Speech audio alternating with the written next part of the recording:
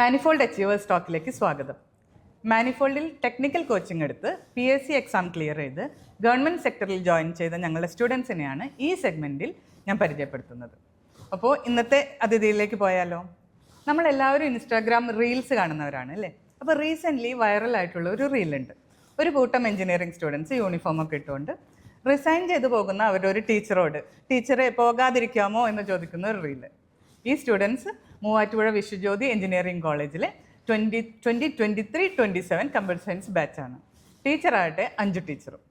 ഈ കുട്ടികൾക്ക് ഇഷ്ടപ്പെട്ട ഈ അഞ്ജു ടീച്ചറാണ് ഇന്നത്തെ അതിഥി. ഈ അഞ്ജു ടീച്ചർ ഞങ്ങളുടെ സ്റ്റുഡൻ്റ് ആണെന്ന് പറയുന്നതിൽ ഞങ്ങൾക്ക് അഭിമാനമുണ്ട്. അഞ്ജു ടീച്ചർ വിശ്വജ്യോതി കോളേജിൽ നിന്ന് റിസൈൻ ചെയ്തത് ഗവൺമെൻറ് സെക്ടറിൽ ജോയിൻ ചെയ്യാനാണ്. അഞ്ജു ഇന്ന് നെടുങ്കണ്ടം ഗവൺമെൻറ് പോളിടെക്നിക്കിൽ കമ്പ്യൂട്ടർ എഞ്ചിനീയറിംഗിൽ ലെക്ചറാണ്. അഞ്ജുവിനെ നമുക്ക് സ്വാഗതം ചെയ്യാം. Congratulations Anju. Thank you. Government സെക്ടറിൽ ജോയിൻ ചെയ്തതിനും കുട്ടികളുടെ ഇത്രയും പ്രിയപ്പെട്ട ടീച്ചറായതിനും. ഈ ടീച്ചർ ആവാനുള്ള മോഹം എന്ന് മുതലുള്ളത്? എനിക്ക് അങ്ങനെ ചെറുപ്പം മുതലൊന്നും ടീച്ചർ ആവണം എന്നുള്ളതൊന്നും ഉണ്ടായിരുന്നില്ല. സ്കൂളിലോ കോളേജിലോ ഒന്നും ഉണ്ടായിരുന്നില്ല. പക്ഷേ ഞാൻ എഞ്ചിനീയറിംഗ് കഴിഞ്ഞപ്പോൾ പ്ലേസ്മെന്റിന്റെ ഒരു ഗ്യാപ്പ് ഉണ്ടായിരുന്നു. ഓഫേഴ്സ് വരുന്ന ഡേറ്റ് വരാത്തതുകൊണ്ട് ഞാനൊരു ഇന്റർവ്യൂവിന് അറ്റൻഡ് ചെയ്തു. അങ്ങനെ ജോലിക്ക് കയറി. ആ കയറി കഴിഞ്ഞപ്പോഴാണ് എനിക്ക് ഈ കുട്ടികളായിട്ടുള്ളൊരു ഇന്ററാക്ഷനും ആ ജോലി, അതായത് പഠിപ്പിക്കാൻ എനിക്ക് പറ്റും എന്ന് പോലും ഞാൻ തിരിച്ചറിഞ്ഞത് പോലും അപ്പോഴാണ്.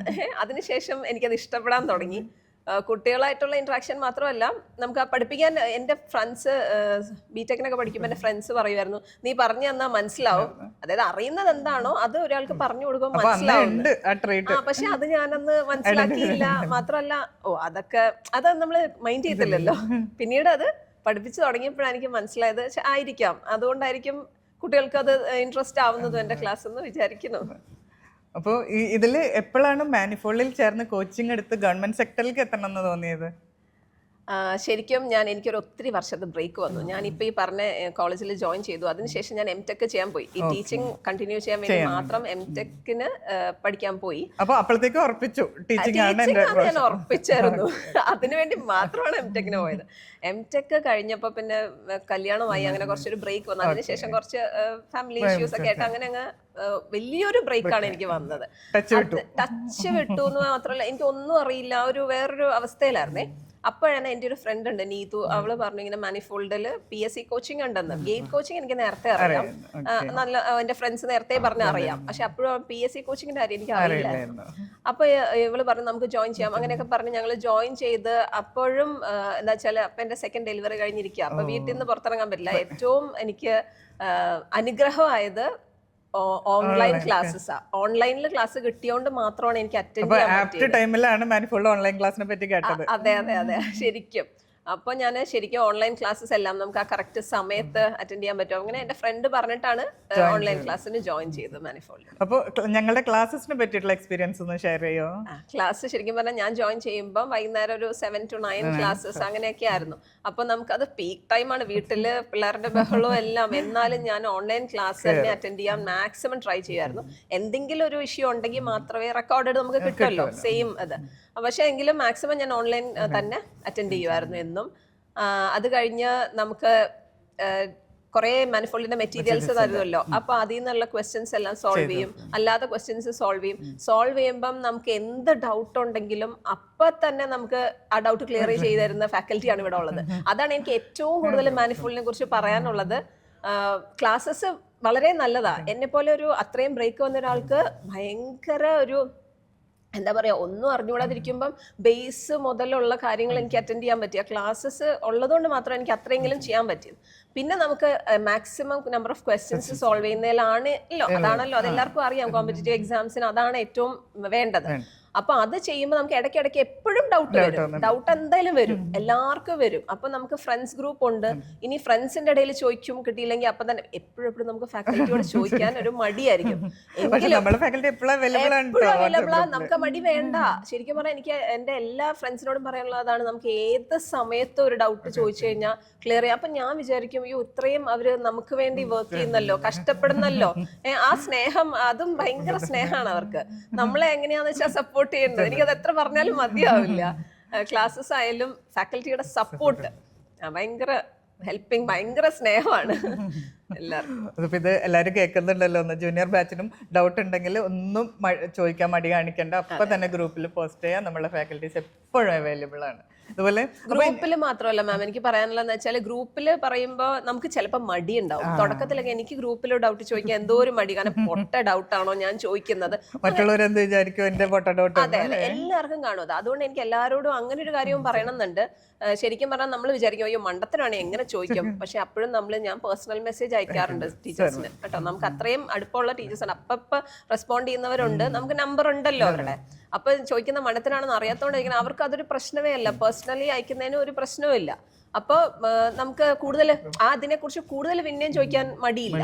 നമ്മൾ ഗ്രൂപ്പിൽ ചോദിക്കുമ്പോൾ അതിനുള്ള ആൻസർ കിട്ടി, യെസ് നോ കഴിഞ്ഞു അല്ലെങ്കിൽ ഇതാണ് എന്ന് പറഞ്ഞ് പിന്നീട് നമുക്ക് വീണ്ടും വീണ്ടും ചോദിക്കാൻ നമുക്കൊരു മടിയാവും. കാരണം എല്ലാവരും ഉള്ളൊരു ഗ്രൂപ്പ് അല്ലേ എന്ന് തോന്നും. അതുകൊണ്ട് അവരുടെ പേഴ്സണലി അയക്കുന്നതിന് ഒരു പ്രശ്നവും ഇല്ല.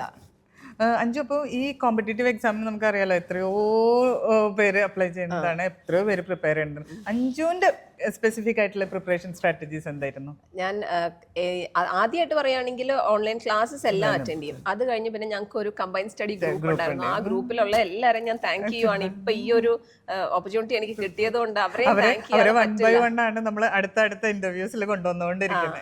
അല്ല, നമുക്ക് ഹോൾ ഒരു ഗ്രൂപ്പ് ഉണ്ടെങ്കിലും എനിക്ക് വേറൊരു ഗ്രൂപ്പ്, ഇഷ്ടംപോലെ ഗ്രൂപ്പുകളാണ് നമുക്ക് പഠിക്കാനായിട്ട്. അതായത് എങ്ങനെയെങ്കിലും ഒക്കെ ആയിട്ട് ഒരു ഗ്രൂപ്പ് വരും. നമ്മൾ എന്തെങ്കിലും ഡൗട്ട് ചോദിച്ച് പരിചയപ്പെടുന്നവരെയാണ്. ഇവരെ ആരെയും എനിക്ക് നേരിട്ട് പരിചയമില്ല. അങ്ങനെ ഒരു ചെറിയ ഗ്രൂപ്പ്, മാനിഫോൾഡ് വാട്സ്ആപ്പ് ഗ്രൂപ്പാണ് അതിന്റെ കോമൺ മെയിൻ. അതെ, എല്ലാരും കണക്ട് ചെയ്ത ഗ്രൂപ്പ് അതാണ്. അതിനുശേഷം നമ്മളൊരു 10-15 പേരുടെ ഒരു ചെറിയൊരു ഗ്രൂപ്പ്, അത് combine study group at night ഉണ്ട്, മോർണിംഗ് കമ്പൈൻ സ്റ്റഡി വേറെ ഉണ്ട്, അങ്ങനെയൊക്കെ ഉണ്ട്. അപ്പം പറ്റുന്നവർക്ക് മോർണിംഗിൽ കയറാം, പറ്റുന്നവർക്ക് രാത്രി. അപ്പൊ ഞാൻ എന്നിട്ട് അപ്പൊ ഈ ഓൺലൈൻ ക്ലാസ് കഴിഞ്ഞിട്ടായാലും നമുക്ക് വീട്ടിലും കാര്യങ്ങളുണ്ട്, അപ്പൊ പെട്ടെന്ന് ഒന്ന് ചെന്ന് എന്തെങ്കിലുമൊക്കെ ചെയ്യും. അത് കഴിഞ്ഞ് വന്ന് 9:30 മുതൽ ഒരു കമ്പൈൻ സ്റ്റഡിയിൽ കയറും. പിന്നെ ഞാൻ ആദ്യം ആ സമയത്ത് ക്ലാസ് അറ്റൻഡ് ചെയ്ത് തുടങ്ങിയ സമയത്ത് ഞാൻ വർക്ക് ചെയ്യുന്നില്ലായിരുന്നു കേട്ടോ. ഞാൻ പറഞ്ഞ ഒരു വലിയ ബ്രേക്ക് വന്ന സമയത്താണ് ഞാൻ ഈ മാനിഫോൾഡിൽ ജോയിൻ ചെയ്യുന്നത് തന്നെ. അപ്പൊ എനിക്ക് ഡേ ടൈം ഇഷ്ടം പോലെ സമയമുണ്ട്. അന്നേരമൊക്കെ ഞാനിരുന്ന് അപ്പൊ എനിക്ക് കൂടുതൽ, എനിക്ക് 10 വർഷത്തെ ബ്രേക്കാണ് വന്നത്. അപ്പൊ അതൊന്ന് തിരിച്ചെത്തിക്കാൻ ഒത്തിരി ഞാൻ പാടുപെട്ടു. അപ്പൊ അതുകൊണ്ട് മാത്രം. അപ്പൊ മാനിഫോൾഡിൽ ജോയിൻ ചെയ്യുന്നതിന് മുമ്പ് ഇതൊരു വലിയ കൺസേൺ ആയി തോന്നിയോ? അയ്യോ എനിക്ക് ഇനി ട്രാക്കിൽ പഠിപ്പിന്റെ ട്രാക്കിലേക്ക് തിരിച്ചു വരാൻ പറ്റുമോ? അപ്പോഴൊക്കെ എന്റെ ഫ്രണ്ടാണ് പറഞ്ഞത് ഒരു പ്രശ്നവും ഇല്ല, മാനിഫോൾഡിൽ നമുക്ക് അത് പറ്റുമെന്ന്, നമുക്ക് ഒരാളെങ്കിലും നമ്മളൊന്ന് മോട്ടിവേറ്റ് ചെയ്ത് ഗ്യാരണ്ടി ചെയ്യണം. അത് അങ്ങനെയാണ് ഞാൻ ജോയിൻ ചെയ്യുന്നത്. പറ്റും എന്ന് എനിക്ക് തോന്നി. ഇനി നമുക്കൊന്ന് നോക്കാമല്ലോ, എന്നിട്ടല്ലേ നമുക്ക്. പക്ഷെ ഇതുപോലൊരു ക്ലാസ് ഇല്ലെങ്കിൽ ഒരിക്കലും പറ്റില്ല കേട്ടോ, എന്നെ പോലെയുള്ളവർക്ക്. പക്ഷെ വർക്ക് ചെയ്യുന്നവർക്കാണെങ്കിൽ ജസ്റ്റ് ഒരു ഹെൽപ്പ് മതി, ചെറുത് മതി. എന്നെ പോലെ അത്രയും വേണമെന്നില്ല. പക്ഷെ മാനിഫോൾഡിന്റെ മെറ്റീരിയലും ഇപ്പൊ എന്റെ കൂടെ വർക്ക് ചെയ്യുന്നവരെയും കിട്ടിയവരെ എനിക്കറിയാം, ഫുൾ ടൈം ജോബ് ചെയ്യുന്നവര്. അപ്പൊ ഞാനാണെങ്കിലും ഈ ബ്രേക്കിന് ശേഷം, അതിനുശേഷം ഞാൻ ഈ എക്സാമിന് ഒത്തിരി ഡിലേ വന്നല്ലോ. അന്നേരം ഞാൻ എന്ത് ചെയ്തു വെച്ചാൽ വേറെ കോളേജിൽ അപ്ലൈ. അങ്ങനെയാണ് ഞാൻ വിശ്വജ്യോതിയിൽ കയറുന്നത്. വിശ്വജ്യോതി കയറിയപ്പോൾ ഞാൻ അപ്പോഴത്തെ എന്റെ ടെൻഷൻ എന്ന് പറഞ്ഞാൽ അയ്യോ ഇനി ആ ജോബും ഇത്രയും വർഷത്തിന് ശേഷം ടീച്ചിങ് എന്ന് പറയുമ്പോൾ നമുക്ക് അതിന് വേണ്ട പ്രിപ്പറേഷൻ വേണം. ആ പ്രിപ്പറേഷനും അപ്പൊ പിന്നെ ഇത് പഠിക്കണം, അവിടുത്തെ പ്രിപ്പയർ ചെയ്യണം, വീട്ടിലെ കാര്യമുണ്ട്. വീട്ടിലെ എന്റെ അമ്മ അന്നേരം ഉണ്ടായിരുന്നോണ്ട് വീട്ടിലെ അധികം ഒന്നും ചെയ്യാറില്ല. അങ്ങനെ തന്നെയാണ് ഞാൻ പഠിച്ചത്. പിന്നെ രാത്രി കമ്പൈൻ സ്റ്റഡി, അതിനുശേഷം രാവിലെ പറ്റുമെങ്കിൽ ആ കമ്പൈൻ സ്റ്റഡിയിലും കയറും. അങ്ങനെ ഞാൻ ഉച്ചയ്ക്ക് കിടന്ന് ഉറങ്ങും ജോലി ഇല്ലാത്ത. ഇനി ജോലിക്ക് കയറിയതിന് ശേഷം ആണെങ്കിലും ഞാൻ മാക്സിമം നമുക്ക് അറിയുന്ന ഈ മാനിഫോൾഡിൽ പഠിച്ചുകൊണ്ട് തന്നെ സബ്ജക്ട്സ് എനിക്ക് എളുപ്പമായിരുന്നു പഠിപ്പിക്കാൻ. അപ്പൊ അത് പ്രിപ്പറേഷൻ കുറവ് മതിയായിരുന്നു. അപ്പൊ മാനിഫോൾഡ് റൂട്ട് തൊട്ടെടുത്ത് സബ്ജക്ട് സെറ്റ് ആക്കി തന്നിട്ടുണ്ടായിരുന്നു. ശരിക്കും എനിക്ക് ഈ ഓപ്പറേറ്റിംഗ് സിസ്റ്റം, എനിക്കത് പറയാതിരിക്കാൻ പറ്റാത്തത് മാത്രം ഞാൻ പറയാം. ഓപ്പറേറ്റിംഗ് സിസ്റ്റം എന്ന് പറഞ്ഞാൽ എനിക്ക് കോളേജിൽ എനിക്ക് ഒന്നും തന്നെ അറിയില്ല. ബ്രേക്കും കൂടെ വന്നപ്പോൾ എനിക്ക് ഒന്നും അറിയില്ല. മാത്യു സാറിന്റെ ക്ലാസ് ആണ് അതിൽ ഭയങ്കരമായിട്ട് എനിക്ക് അറിഞ്ഞൂടാ. എനിക്ക് ആ സബ്ജക്ട് പോലും ഇഷ്ടപ്പെടുന്ന അങ്ങനെയാ. പിന്നെ എന്റെ ഭാഗ്യത്തിന് എന്ന് പറയുന്ന പോലെ ആ കോളേജിൽ കയറിയപ്പോൾ എനിക്ക് ആ സബ്ജക്ട് കിട്ടും. അപ്പൊ എനിക്ക് പ്രിപ്പറേഷൻ ടൈം കുറച്ച് മതി എങ്കിലും വേണം. ഇത്രയും വർഷത്തെ ബ്രേക്കിന് ശേഷം ഒരു ടീച്ചിങ്ങിലേക്ക് എന്ന് പറയുമ്പോൾ അതിൻ്റെതായ ടെൻഷനുണ്ട്. അപ്പം പ്രിപ്പറേഷൻ കുറച്ച് മതിയായിരുന്നു. പക്ഷെ അതും പ്രിപ്പയർ ചെയ്യണം. അപ്പൊ അത് ഞാൻ മാക്സിമം എങ്ങനെയെങ്കിലുമൊക്കെ ഒന്ന് വൈകുന്നേരം വന്നാൽ വൈകുന്നേരം എനിക്ക് ഒരു ഫ്രണ്ടിന്റെ കൂടെ മാത്രം ഒരു കമ്പൈൻ സ്റ്റഡി ഉണ്ട്, ലക്ഷ്മി പ്രിയ. അവളെയാണ് ഏറ്റവും താങ്ക് ചെയ്യേണ്ടത്. നമ്മുടെ മാനിഫോൾഡ് സ്റ്റുഡന്റ് അറിയായിരിക്കും. ലക്ഷ്മി പ്രിയയുടെ കൂടെ വൈകുന്നേരം വരെ ഞാൻ പഠിക്കും. വന്ന ഉടനെ കുറച്ചു നേരം കിടന്നുറങ്ങും, എന്നിട്ട് എനിക്ക് പഠിക്കും. പിന്നെ ഓൺലൈൻ ക്ലാസ്സിൽ കയറും. അത് കഴിഞ്ഞ് ബ്രേക്ക് ചെറിയൊരു 1 hourന് ശേഷം വീണ്ടും കമ്പൈൻ സ്റ്റഡി. അങ്ങനെയായിരുന്നു പോകുന്നത്. പക്ഷെ അതൊരു ബുദ്ധിമുട്ടൊക്കെ ആയിരുന്നെങ്കിലും ഞാൻ ഭയങ്കര എൻജോയ് ചെയ്താ പഠിച്ചത്. ബിടെക്കും എംടെക്കും നമുക്ക് പഠിക്കുമ്പോൾ എൻജോയ് ചെയ്ത് ഞാൻ പഠിച്ചിട്ടേ ഇല്ല. ഇവിടുത്തെ ക്ലാസ് അറ്റൻഡ് ചെയ്യുമ്പോഴാണ് നമുക്ക് സബ്ജക്ട് നോളജ് ഉണ്ടാവുന്നത്. സബ്ജക്ട് നോളജ് ആദ്യം ഉണ്ടാവും, പിന്നെ ഈ ക്വസ്റ്റ്യൻസ് സോൾവ് ചെയ്യുമ്പോൾ അത് കിട്ടിയില്ലെങ്കിൽ അത് അതിന്റെ ആൻസർ കിട്ടാനുള്ള ഒരു ഇതില്ലേ, അങ്ങനെ. അപ്പൊ അങ്ങനെ ഒരു കേസിൽ എപ്പോഴും നമുക്ക് ഡൗട്ട്സ് ചോദിക്കാൻ ഫ്രണ്ട്സ് അല്ലെങ്കിൽ അപ്പം തന്നെ ഫാക്കൽറ്റി ഉണ്ട്.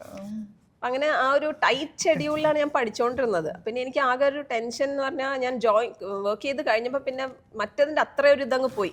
ആ സമയവും എനിക്ക് സ്ട്രെയിൻ ഫിസിക്കലി വരുന്ന ബുദ്ധിമുട്ടുകളും ഒക്കെ കാരണം പഠിക്കുന്ന ടൈമും ഒക്കെ ഒന്ന് കുറഞ്ഞു പോയി. നമ്മൾ ഇപ്പൊ ദൂരെയുള്ളവരും കൂടി ഇന്റർവ്യൂവിന് വിളിക്കണമെന്ന് ഇതുകൊണ്ടാണ്. കാരണം നിങ്ങൾക്കും ബുദ്ധിമുട്ടുണ്ടാവും. ഇപ്പോൾ ജൂനിയർ ബാച്ചിൽ അല്ലെങ്കിൽ ഇങ്ങനെ കോമ്പറ്റേറ്റീവ് എക്സാമിന് പ്രിപ്പയർ ചെയ്യണവർ ഈ ഒരു കൺസേൺ വെച്ചിട്ടായിരിക്കും ഇരിക്കണേ. അയ്യോ എനിക്ക് ജോലിയുണ്ട്, എനിക്ക് സമയമില്ല. അപ്പോൾ നിങ്ങളുടെ എക്സ്പീരിയൻസ് ഷെയർ ചെയ്യുമ്പോൾ നിങ്ങൾക്കും ബുദ്ധിമുട്ടുകൾ ഉണ്ടായിരുന്നു, നിങ്ങൾക്കും ടൈം കൺസ്ട്രെയിൻ ഉണ്ടായിരുന്നു, എന്നിട്ടും നിങ്ങൾക്ക് പ്രിപ്പയർ ചെയ്യാൻ പറ്റി എന്നുള്ളത് എനിക്ക് പറ്റിയ ആർക്കും പറ്റും എന്നാണ് ഞാൻ വിശ്വസിക്കുന്നത്. കാരണം എനിക്ക് അത്രയും ബ്രേക്ക് വന്നു കഴിഞ്ഞാൽ എല്ലാം നമ്മൾ ഒന്നേന്ന് പഠിക്കുക. ബിടെക്കിന് ആദ്യമായിട്ട് ജോയിൻ ചെയ്യുന്ന പോലെ പഠിച്ച ഒരു അവസ്ഥയായിരുന്നു ശരിക്കും പറഞ്ഞാൽ. എനിക്ക് എപ്പോഴും നമ്മൾ ഗ്യാരണ്ടി ചെയ്യും, നമ്മൾ ഓരോ സബ്ജക്റ്റും റൂട്ട് ബേസ് തൊട്ട് എടുത്ത് ശരിയാക്കി കൊടുക്കുന്നു. അതെ അതെ, അതാണ് ഏറ്റവും. അപ്പോൾ അങ്ങനെ ഒരു ഗുണമുണ്ട്, ജോയിൻ ചെയ്തവർക്ക് ബേസ് ഉള്ളവരാണ്. ഇപ്പൊ ടീച്ചിങ്ങിൽ നിൽക്കുന്നവരാണെങ്കിൽ ക്ലാസ്സസ് വേണമെങ്കിൽ സ്കിപ്പ് ചെയ്യാവുന്നതുമാണ്. അത്ര ബേസിലേക്ക് വേണ്ടെങ്കിൽ അവരെ നെക്സ്റ്റ് ലെവലിലേക്ക് അവർ അറ്റൻഡ് ചെയ്താൽ മതി. ഇപ്പൊ ശരിക്കും ഓൺലൈനിൽ കയറിയിരിക്കുമ്പോൾ അവർക്ക് ഇതെല്ലാം എനിക്ക് അറിയാമെങ്കിൽ കുഴപ്പമില്ല. പക്ഷെ ഞാൻ അറ്റൻഡ് ചെയ്യുമ്പോൾ ആദ്യം എനിക്ക് പേടിയുണ്ടായിരുന്നു. എല്ലാം അറിയുന്നവർ കയറി വന്നിട്ട് അവർ പെട്ടെന്ന് അപ്പൊ നമുക്ക് പേടിയാ. അപ്പോഴൊക്കെ ഞാൻ വിചാരിക്കും അയ്യോ ഞാനൊക്കെ പഠിച്ചിട്ട് എന്താ കാര്യം. പക്ഷെ അങ്ങനെയല്ല, അവര് പെട്ടെന്ന് ആൻസർ ചെയ്തോട്ടെ, നമുക്കും പറ്റും. നമ്മളത് പഠിച്ച് നമ്മൾ അവരുടെ ഒപ്പം എത്താൻ പറ്റും. ഒപ്പം അല്ലെങ്കിലും എന്തായാലും പറ്റും, നമുക്ക് പറ്റും. എനിക്ക് നമ്മളിപ്പോ പ്രൂവ് ചെയ്തിരിക്കണം. അതെ. അപ്പൊ വിശ്വജ്യോതിന്ന് പോരുമ്പോ കുട്ടികൾക്ക് ഭയങ്കര സങ്കടമായിരുന്നല്ലേ? ഞങ്ങൾ ആ റെയിലിൽ കണ്ടിട്ടുണ്ടായിരുന്നു. എനിക്ക് സങ്കടമായിരുന്നു. ഞാൻ ശരിക്കും ഗവൺമെന്റ് സെക്ടറിൽ കിട്ടിയോണ്ട് മാത്രമാണ് വിശ്വജ്യോതിന്ന് പോയത്. അല്ലെങ്കിൽ എനിക്ക് വിശ്വജ്യോതിയോടും ഒരു ഇന്റിമസി ഉണ്ട്, കുട്ടികളോടും എല്ലാം ഉണ്ട്. അത് ഈ ഗവൺമെന്റ്, അത് ഞാൻ അവരോട് പറഞ്ഞു, ഗവൺമെന്റിൽ കിട്ടിയോണ്ടാണ് പോകുന്നത്. കിട്ടിയില്ലായിരുന്നു അവിടെ തന്നെ ഉണ്ടായേനെ. ഇപ്പൊ നെടുങ്കണ്ടം പോളിടെക്നിക്കിൽ എത്തിയിട്ടുള്ള എക്സ്പീരിയൻസ് എങ്ങനെയാണ്? നെടുങ്കണ്ടം ആദ്യമേ പറയുമ്പോ അറിയാണ്ട് ഞാൻ പറഞ്ഞു പോകും, നമ്മുടെ ക്ലൈമറ്റ് എനിക്കൊരു ബുദ്ധിമുട്ടാണ്. എനിക്ക് ഒത്തിരി ഇഷ്യൂസ് ഉണ്ട്, ഹെൽത്ത് ഇഷ്യൂസ് ഉള്ളതുകൊണ്ട് ക്ലൈമറ്റ് ഒരു പ്രശ്നമാണ്. എങ്കിലും ഞാൻ ഹാപ്പിയാണ്. അവിടെയും ടീച്ചിങ് ആണല്ലോ, വേറെ ഇഷ്ടപ്പെട്ട കാര്യമാണല്ലോ ചെയ്തോണ്ടിരിക്കുന്നത്. അതെ. ഇപ്പൊ ഒരു പ്രോഗ്രാമറിന്റെ ലിസ്റ്റിൽ വന്നപ്പോഴും ഞാൻ വിചാരിച്ചു ഈ പ്രോഗ്രാമർ കിട്ടേണ്ടിയിരുന്നില്ല, കിട്ടണ്ട, എനിക്ക് ലെക്ചറർ കിട്ടിയാൽ മതി. കാരണം എന്റെ ആഗ്രഹം അതാണ്, ലൈഫിൽ എനിക്ക് പഠിപ്പിക്കണം എന്നാണ് എന്റെ ആഗ്രഹം. അപ്പൊ അതുകൊണ്ട് തന്നെ ഞാൻ ഹാപ്പി ഇത് കിട്ടിയതില്. അതേസമയം നിങ്ങളൊരു പ്രോഗ്രാമറിന്റെ എന്നെ അത് വിളിച്ചിരുന്നെങ്കിൽ ഞാൻ ചിലപ്പോൾ ഇത്ര ഹാപ്പി സംസാരിക്കില്ല. അതല്ല എന്റെ ഇഷ്ടപ്പെട്ട. പക്ഷെ നമ്മൾ ട്രൈ ചെയ്തു, ഇപ്പൊ എല്ലാം ട്രൈ ചെയ്തു, കിട്ടട്ടെ എന്നുള്ളത്. പക്ഷെ നമ്മൾക്ക് ഭയങ്കര സന്തോഷം, ഒരാളുടെ സ്വപ്നത്തില് നമ്മൾ ബാക്കപ്പ് ആയിട്ട് ഇങ്ങനെ കൊണ്ടെത്തിച്ചുല്ലോ. അത് പറഞ്ഞപ്പോ എനിക്ക് ഒരു കാര്യം കൂടെ പറയാനുള്ളത്, എന്റെ ഇന്റർവ്യൂവിന്റെ 2 ദിവസം മുമ്പ് ഞാൻ മാത്യു സാറിനെ മീറ്റ് ചെയ്തിരുന്നേ. അപ്പം എനിക്ക് ഭയങ്കര ടെൻഷൻ. അപ്പൊ സാറിനോട് പറയും അഞ്ജുവിന്റെ സംസാരത്തിൽ തന്നെ ആ ടെൻഷൻ ആണല്ലോ കാണുന്നത്, അങ്ങനെയൊന്നും വേണ്ട ഇന്റർവ്യൂവിന്. ഞാൻ പറയും ഇല്ല സാർ, എനിക്ക് അങ്ങനെ ഹോപ്പില്ല, എനിക്കൊരു ഭയങ്കര ടെൻഷനുണ്ട്. അത് സാറിന് തന്നെ മനസ്സിലായി. അപ്പൊ സാർ എന്നോട് ഒരു കാര്യം പറഞ്ഞു, നമ്മൾ ഒത്തിരി ഒരു കാര്യം ആഗ്രഹിച്ചാൽ നമുക്ക് എന്തായാലും കിട്ടും. ആഗ്രഹിക്കാം, പഠിക്കേണ്ടെന്നല്ല, പഠിക്കുന്നുണ്ടല്ലോ, നമ്മൾ മാക്സിമം ട്രൈ ചെയ്യുന്നുണ്ട്, ഇന്റർവ്യൂവിനും പ്രിപ്പയർ ചെയ്യുന്നുണ്ട്. അപ്പം അത് ഒത്തിരി നമ്മളൊരു കാര്യം ആഗ്രഹിച്ചാൽ അത് എന്തായാലും കിട്ടും. സാറിന്റെ അത് കേട്ടപ്പോണ്ടല്ലോ എനിക്ക് ഭയങ്കര ഒരു എനിക്ക് കോൺഫിഡൻസ്. അല്ലെങ്കിലും മോട്ടിവേറ്റ് ചെയ്യാൻ എന്തായാലും ഇവിടുത്തെ ഫാക്കൽറ്റി എന്നെ ഒത്തിരി മോട്ടിവേറ്റ് ചെയ്തിട്ടുണ്ട്. അത് പക്ഷെ ഈ ഒരു വാക്ക് എനിക്ക് മറക്കാൻ പറ്റില്ല. ഇന്റർവ്യൂയുടെ 2 ദിവസം മുമ്പാണ് സാറിനെ കണ്ടു. അങ്ങനെ സ്പെഷ്യൽ താങ്ക്സ് ഉണ്ട് മാത്യു സാറിന്. എന്ന് പറഞ്ഞാൽ നമ്മൾ അത് അൺഎക്സ്പെക്ടഡ് മീറ്റിംഗ് ആയിരുന്നു. സാറിനെ മീറ്റ് ചെയ്യാൻ ചോദിച്ചു പോയതൊന്നും അല്ല. അങ്ങനെ ഇപ്പൊ എനിക്ക് ഒത്തിരി നാളൊക്കെ ആഗ്രഹമായിരുന്നു കാണണം. നേരിട്ട് കാണുന്നില്ലല്ലോ സാറിന്, എല്ലാരും ഓൺലൈൻ അല്ലേ. അപ്പൊ നേരിട്ട് കണ്ട ആ സന്തോഷവും ആ ടെൻഷനും ഇന്റർവ്യൂവിന്റെ ടെൻഷനും എല്ലാം കൂടെ ആയപ്പോ സാർ എന്നിട്ട് എന്നെ അത്രയും കൂളായിട്ട് എന്നെ ഒന്ന്, അതായത് ഈ മോട്ടിവേറ്റ് അല്ല, എന്താ പറയാ അതിന്, അപ്പൊ അങ്ങനെ, അതായത് അത്ര ആഗ്രഹിച്ച കിട്ടും എന്നൊക്കെ എല്ലാരും പറഞ്ഞാലും എനിക്ക് ഇപ്പോഴത് മനസ്സിലായത്.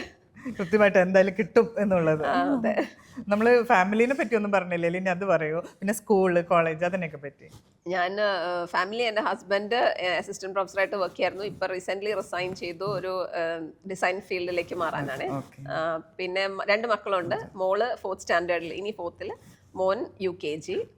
പിന്നെ ഞാൻ പഠിച്ച കോളേജ് ആണെങ്കിൽ SCMS എഞ്ചിനീയറിംഗ് കോളേജിലാണ് ബിടെക് ചെയ്ത്. അതിനുശേഷം ഇടയ്ക്കാണ് വർക്ക് ചെയ്തത്. അതിനുശേഷം പിന്നെ MTech ചെയ്ത് ടോക്കച്ച് എഞ്ചിനീയറിംഗ് കോളേജ്.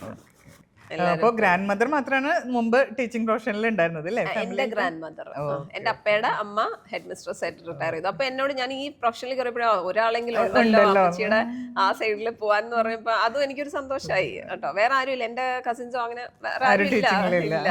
പക്ഷെ എന്റെ ഫാദർ ടീച്ച് ചെയ്തിരുന്നു കുറച്ച് നാള്, ജസ്റ്റ് ട്യൂട്ടോറിയൽ അങ്ങനെയൊക്കെ. ആ ഒരു ഇത്. അപ്പോൾ ഇനിയും കുട്ടികളെ ഇഷ്ടപ്പെട്ട ടീച്ചറായിട്ട് ഈ ടീച്ചിങ് പ്രൊഫഷൻ ഏറ്റവും സക്സസ്ഫുൾ ആയിട്ട് കൊണ്ടുപോകാൻ പറ്റട്ടെ. എല്ലാ വിശ്വസും. Thank you so much.